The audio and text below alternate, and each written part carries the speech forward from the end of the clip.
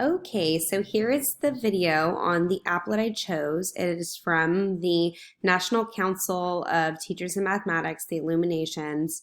So I chose to do mine over fractions and models. I actually spoke to a fourth grade teacher. Sorry, it's the picture of my puppy.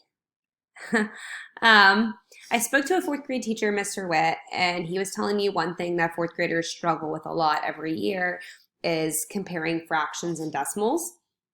So knowing that, I know there's a high chance I would look to teach fourth and fifth grade this next year. So I was like, I would like to choose my model in that same age range. And knowing that that's a struggle that they could have, this app would help me in my future classroom. So that is specifically why I chose this one. It's less of a game and it's more of a technological manipulation, if that's a good termination. Change students, then limited with grade to whatever the only goes up to 5.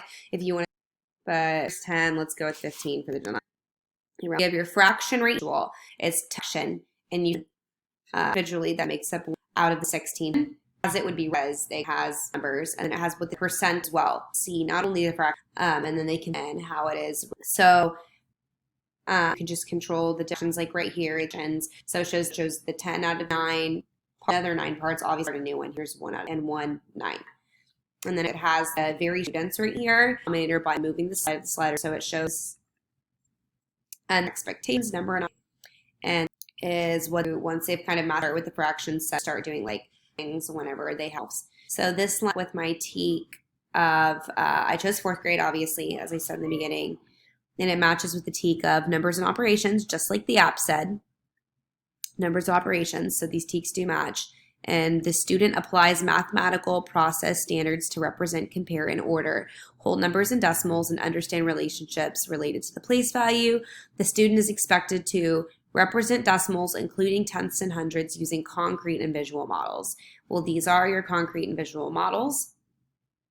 And obviously you can manipulate them to be different tenths and hundreds. And then the second one, same numbers and operations standard, and then the teak is the student is expected to relate decimals to fractions and name the tenths and hundreds.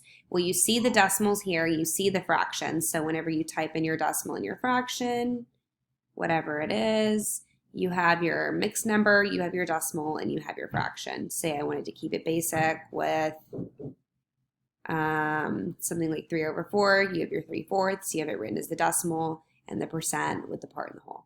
So that is my example. I hope you liked it.